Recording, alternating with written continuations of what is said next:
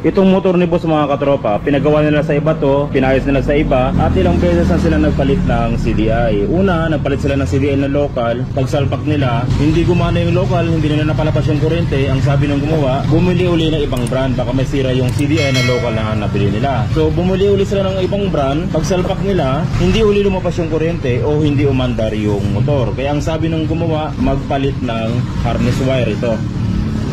Palitan natin ang buong wire, baka may grounded na yung wire mo o baka mayroon ng shortage yan, baka may problema yung harness kaya ayaw lumabas ng kuryente. Pag titignan nyo yung wire ni boss, maganda pa naman yung wire nya, condition pa,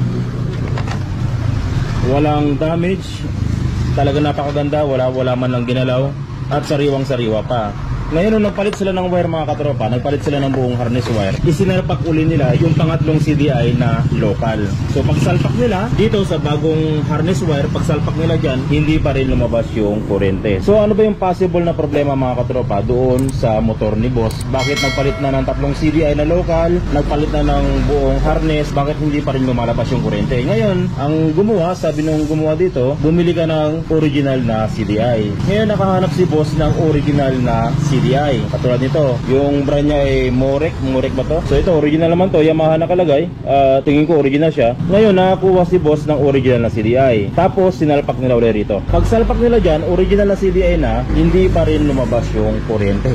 Hindi pa rin nila napalabas yung kuryente. So ang nangyari, sabi nila, dalhin na lang dito sa amin, dalhin dito sa shop para i-troubleshoot na lang. So mga katropa, tatlong CDI na plus original na CDI, hindi pa rin gumagana o hindi pa rin lumalabas ng kuryente. Ano ba yung possible na problema mga katropa? Napakadali lang yan, hindi na kayo gagastos ng ganito kalaki. Yung unang replacement na CDI, pwede na yon kung alam mo lang talaga i-troubleshoot yung motor. At hindi ka na rin gagastos ng harness wire kasi yung harness wire niya napakaganda pa naman, walang problema. Dito mga katropa, sa video nito ituro ko sa inyo ang napakasimple at napakabilis na paraan para malaman kung compatible ba yung CDI dito sa motor mo o hindi. Kasi minsan mga katropa, sa CDI, lalo-lalo na dun sa ibang shop, pag bibili ka ng CDI, pagpapansinin mo, magkakamukha lahat yan, Mio Soul at Mio Amore. Pero magkaiba yung CDI ng Mio Soul at magkaiba yung Mio Amore. Magkaiba sila ng CDI pero magkamukha sila. At kadalasan sa mga replacement, pag bumuli ka, ganito lang itsura niya. Hindi nakalagay. Ang nakalagay lang doon ay Mio. Pero anong Mio ba siya? Mio Soul o Mio Amore? Yun yung pagkakamali ng gumawa rito. Kaya gumastos ng malaki si boss.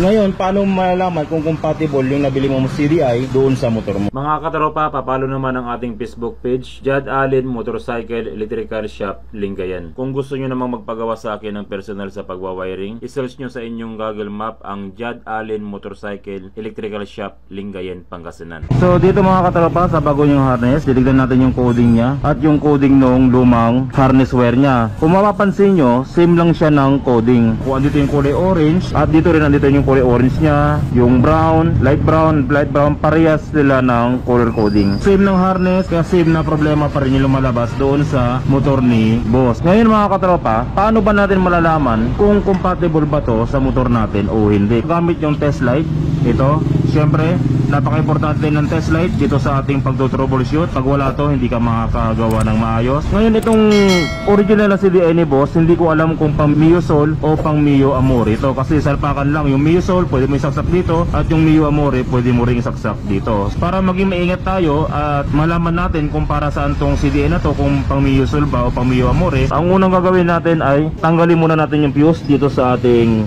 battery. Alisin muna natin yung fuse natin, kasi pag ito hindi compatible dito mga katropa, dalawa lang mangyayari dyan. Maaaring pumutok yung fuse or maaaring masisira yung CDI kapag hindi na compatible. Kaya pag hindi nyo alam kung para sa motor to, ang napaka-importante, tanggalin muna natin yung fuse. Tapos gamit yung ating test light mga katropa, yung test light clip natin ilalagay natin dito sa positive ng ating battery sa live. Pagkatapos yan mga katropa, pwede na natin isalpak itong ating CDI. Ang gagawin natin dito sa ating CDI, hanapin nyo dito yung wire na white na mayroong lining na red. So yung white na mayroong lining na red, dapat umilaw yan kapag light natin. Pag hindi umilaw yan, ang ibig sabihin, itong CDI na to hindi compatible dito sa motor na to o dito sa wiring na to. Kasi itong white na mayroong lining na red, ito yung ground ng ating pulser. So susubukan natin i-test light yung ground natin. Dapat umilaw yung test light natin. Ayan, good yung test light natin.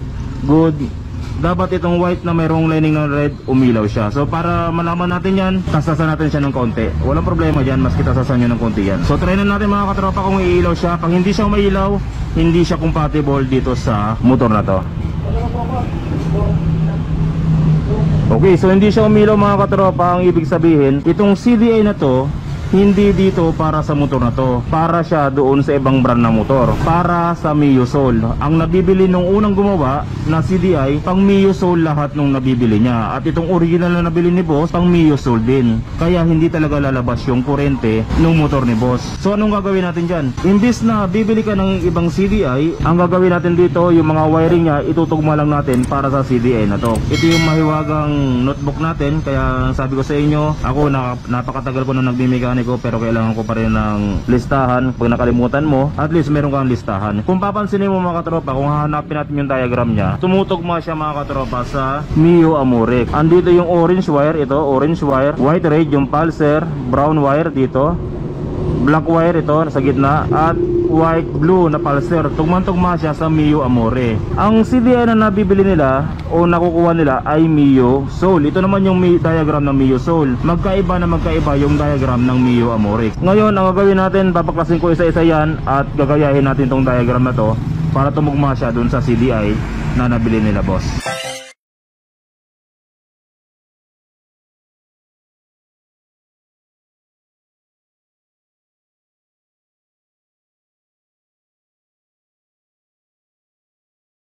Ito na mga katropa yung ating binagong wiring ng ating harness wire o sakit ng CDI. Itinugma lang natin siya o ipinarehas lang natin siya doon sa Mio Soul. Naka-positive tayo doon sa ating battery. Yung test light clip natin nakalagay sa positive ng battery. Kanina yung white na mayroong lining na red, tinislate natin, hindi gumana. Ngayon binago na natin yung wiring niya para maging compatible siya. Subukan uli natin i-test light itong ating wire ng CDI, yung white na mayroong lining na red. Dapat umilaw na siya dito. Pag umilaw na siya, ang ibig sabihin nun, compatible na yung CDI para sa motor na to at maaari na siyang umandar o lalabas na yung kanyang kurente. Try natin ng mga katropang it-test light.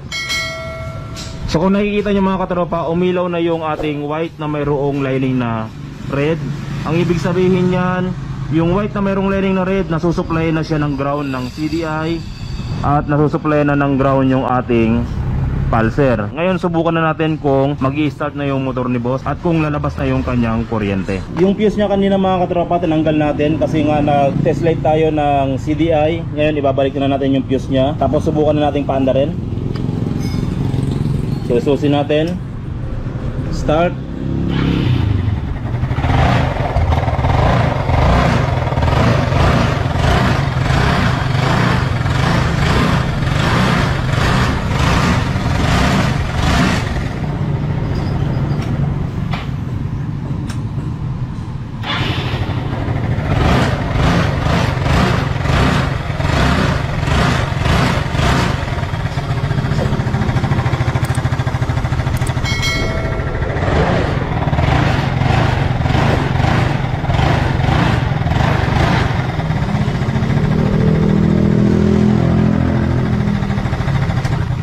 So yan mga katropa, umandar na yung motor ni boss, nagkaroon na siya ng kuryente, umandar na matino at nabibili na ng CDI, hindi compatible. Nakailang beses na silang bili ng CDI, bumili na rin sila ng original pero hindi pa rin compatible. Ang problema lang talaga niya ay yung kanyang wiring, hindi tumutugma yung wiring nung motor doon sa CDI na kanilang nabibili. Kaya napaka-importante mga katropa na alam nyo kung paano i-troubleshoot at alam nyo yung mga wire, kung ano yung mga purpose ng bawat wire, anong gamit nila dito sa bawat wire ng ating CDI, nang sa gayon hindi na kayo gastusan ng malaki o hindi na kayo gumastos ng katulad nito.